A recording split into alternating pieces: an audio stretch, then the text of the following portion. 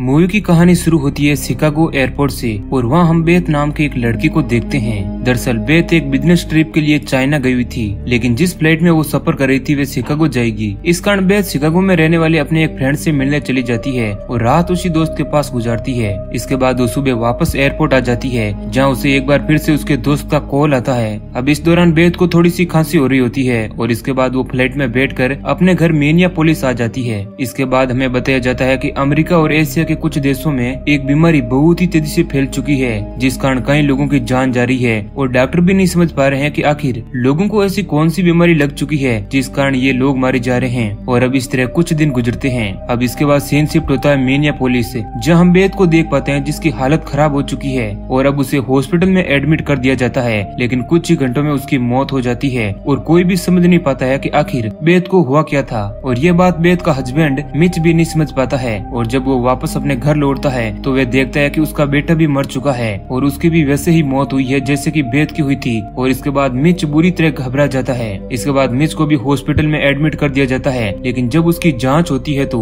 डॉक्टरों को पता चलता है कि उसमें उस बीमारी से लड़ने की क्षमता है। हालांकि मिच भी बीमारी से इन्फेक्टेड था, लेकिन उसकी रोग प्रतिरोधक क्षमता अधिक होने के कारण उसकी जान बच गई। इसके बाद हम हांगकांग शहर को देख पाते हैं, जहाँ कुछ डॉक्टर को पता चलता है कि हांगकांग शहर के अपार्टमेंट में 8 लोग एक वायरस से इन्फेक्टेड थे, जिनमें से 2 लोगों की मौत हो चुकी है। इसके बाद उस अपार्टमेंट को पूरी तरह आइसोलेट कर दिया जाता है ताकि यह वायरस वहाँ से लोगों में न फैल सके। इसके बाद हमें WHO का हेडक्वार्टर दिखाया जाता है, जहाँ अधिकारी लोग हांगकांग के उस अपार्टमेंट को पूरी तरह से आइसोलेट करने की बात कर रहे होते हैं, क्योंकि वे लोग इस बीमारी को लेकर बहुत ही ज्यादा चिंतित थे और इस बीमारी से लोगों की मृत्यु दर भी ज्यादा थी। इसके बाद हमें अमेरिकी सेंटर को दिखाया जाता है, जहाँ डॉक्टर एरिन और डॉक्टर एलिस दोनों उसी वायरस के बारे में बात कर रहे होते हैं। अब इस दौरान एरिन उन्हें बताती है कि वायरस छूने से फैलता है और वे पता लगाना चाहती है कि आखिर हांगकांग शहर में मारे गए लोगों में सबसे पहले इस वायरस से इन्फेक्ट कौन हुआ था। इस कारण वह मिस से मिलने मिनियापोलिस आती है, क्योंकि एलिस को नहीं पता था कि सबसे पहले बेथ कहाँ गई थी। अब यहाँ डॉक्टर एरिन मिस से पूछती है कि आखिर बेथ हांगकांग क्यों गई थी और अगर गई थी तो वे शिकागो में क्यों रुकी। इसके बाद मिच भी समझ जाता है कि बेथ अपने एक्स बॉयफ्रेंड से मिलने शिकागो में रुक गई थी।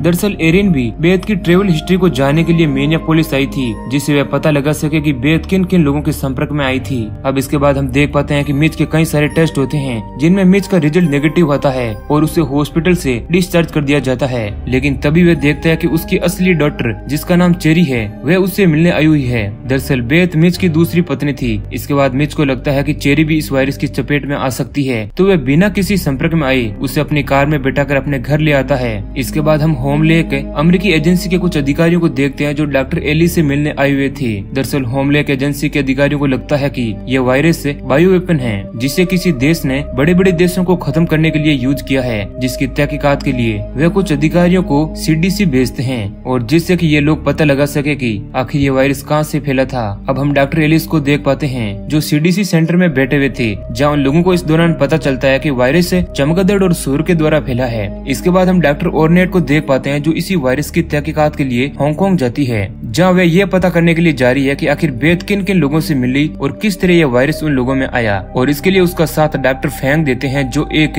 WHO के साइंटिस्ट है। अब डॉक्टर ऑर्नेट बेथ की ट्रेवल हिस्ट्री को चेक करने के लिए उस होटल में भी जाती है, जहाँ बेथ ने अपने एक्स बॉयफ्रेंड के साथ पार्टी की थी। और वे लोग CCTV कैमरे भी चेक करते हैं कि पार्टी के दौरान बेथ के संपर्क में कौन कौन आया था। लेकिन उन लोगों को अभी भी नहीं पता चलता है कि आखिर ये वायरस हांगकांग से निकला है या फिर ये वायरस पहले ही फैल चुका था। इसके बाद हम डॉक्टर एरिन को देखते हैं, जो मिनियापोलिस में ही है और अब उसकी भी तबीयत खराब हो चुकी है और उसे भी लगता है कि शायद वह भी इन्फेक्टेड हो चुकी है और वह अब हॉस्पिटल में एडमिट हो जाती है। इसके बाद डॉक्टर एरिन को टेस्ट के बाद पता चलता है कि वह भी इन्फेक्टेड हो चुकी है। इसके बाद वह उन सारे लोगों को फोन लगाती है जो मिनियापोलिस में उसके संपर्क में आए थे और उन्हें घर में रहने के लिए कहती है, लेकिन उसके साथ ही डॉक्टर उसे वापस अमेरिका बुलाते हैं, जहाँ पर वह उसका अच्छा इलाज करने का वादा करते हैं, लेकिन एरिन आने से मना कर देती है। इसके बाद हम डॉक्टर ऑर्नेट को देखते हैं, जो अपने ही साथी डॉक्टर के साथ होटल के CCTV फुटेज को देख रही होती है और उसे पता चलता है कि बेथ ही वह पहली इंसान थी जो इस वायरस से सबसे पहले इन्फेक्टेड हुई थी। इसके बाद डॉक्टर ऑर्नेट ये नहीं समझ पाती है कि आखिर बेथ को ये वायरस कैसे लगा, मतलब कि किस तरह वायरस उसकी बॉडी में ट्रांसफर हुआ। इसके बाद डॉक्टर ऑर्नेट वापस अमेरिका जाने लगती है, लेकिन रास्ते में डॉक्टर फैंग कुछ लोगों के साथ मिलकर उसे किडनैप कर लेते हैं और उसे अपने साथ लेकर चले जाते हैं, जहाँ पर वह डॉक्टर ऑर्नेट को बताते हैं कि हांगकांग में ये वायरस बहुत ही तेजी से फैल रहा है और यहाँ के सारे लोग मारे जा रहे हैं। अब यहाँ डॉक्टर फैंग को ऐसा लगता है कि अमेरिकी सरकार ने इस वायरस की वैक्सीन बना ली है और उसे लगता है कि डॉक्टर ऑर्नेट के बदले अमेरिकी सरकार उन्हें वैक्सीन देगी।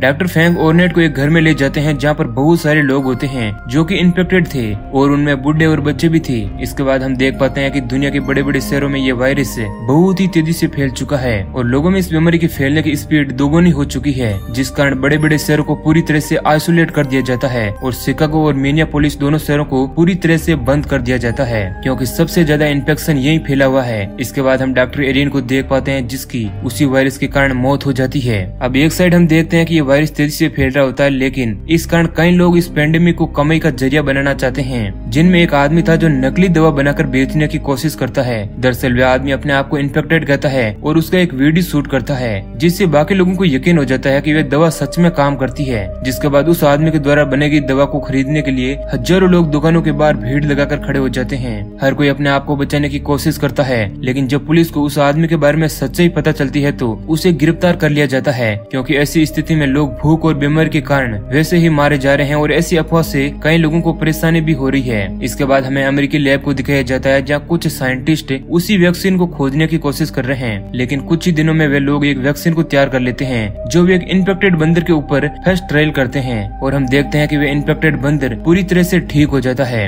और जिस डॉक्टर ने उस वैक्सीन की खोज की थी वो डॉक्टर भी उस वैक्सीन को इंजेक्ट कर लेती है और उस वैक्सीन को लेकर अपने पिता के पास जाती है जो कि उस बीमारी से इन्फेक्टेड होते हैं और फिर डॉक्टर अपने फादर को भी वैक्सीन लगा देती है और अपना मास्क निकालकर उन्हें गले लगा लेती है और उसे लगता है कि ये वैक्सीन अगर सक्सेस नहीं हुई तो वह भी इन्फेक्टेड हो जाएगी, लेकिन अगर सफल हो गई तो हजारों लोगों की जिंदगियां बच सकती है। दरअसल वैक्सीन पूरी तरह से टेस्टेड नहीं थी, इस कारण उसके प्रोसेस में बहुत सारा टाइम लगता है जिससे कई और लोगों की जाने जाती, लेकिन वह साइंटिस्ट उसे अपने ऊपर ही ट्रायल कर लेती है जिसके बाद वो सफल भी हो जाती है और लोगों को वायरस से लड़ने के लिए एक वैक्सीन मिल जाती है। इसके बाद हम डॉक्टर ऑर्नेट को देख पाते हैं जिसे डॉक्टर फैंग इस शर्त पर छोड़ देते हैं कि अमेरिकी सरकार उन्हें वैक्सीन देगी और अमेरिकी सरकार भी ऐसा ही करती है। डॉक्टर फैंग को कुछ वैक्सीन देकर वे डॉक्टर ऑर्नेट को वहाँ से ले जाते हैं, जहाँ एयरपोर्ट पर पहुँचने पर ऑर्नेट को पता चलता है कि वे वैक्सीन नकली थी जो उन्होंने डॉक्टर फैंग को दी है, जिससे डॉक्टर ऑर्नेट को बहुत ही ज्यादा बुरा लगता है। इसके बाद वे एयरपोर्ट से उसी गाँव की तरफ वापस चली जाती है क्योंकि डॉक्टर ऑर्नेट को उस गाँव में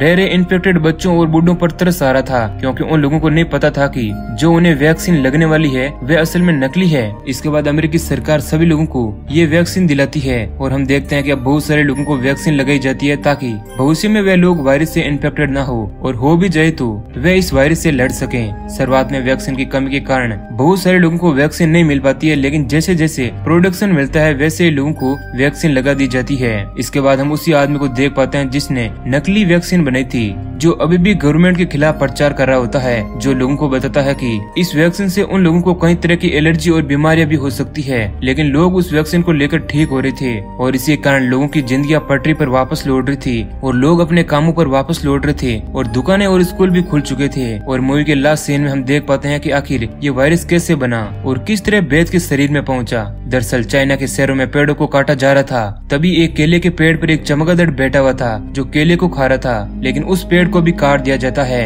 इसके बाद चमगादड़ उस केले के टुकड़ों को लेकर एक पिग फॉर्म के ऊपर से गुजरता है, जहाँ वह केले का टुकड़ा वहाँ पर गिर जाता है। इसके बाद केले के टुकड़े को एक सूअर खा लेता है और हम देखते हैं कि उस सूअर को उसका मालिक उसे एक होटल में बेच देता है, जहाँ पर उसे पकाने के लिए काटा जाता है। लेकिन जब शेफ उस पिग को काट कर साफ कर रहा होता है, तभी उसे उसका एक साथी ही उससे कहता है कि बाहर उसे कोई मिलने आया है। इसके बाद वे शेफ बिना हाथ को साफ के ही ऐसे ही बाहर चला जाता है और उसकी मुलाकात होती है बेद से। और अब हम समझ पाते हैं कि आखिर बेद को ये वायरस कैसे लगा और इसी सीन के साथ ये मूवी एंड हो जाती है। तो दोस्तों, उम्मीद है कि आपको हमारा ये वीडियो पसंद आया है। अगर अच्छा लगा है तो लाइक जरूर करना। ऐसे ही और इंटरेस्टिंग वीडियो पाने के लिए हमारे चैनल को सब्सक्राइब करें। धन्यवाद।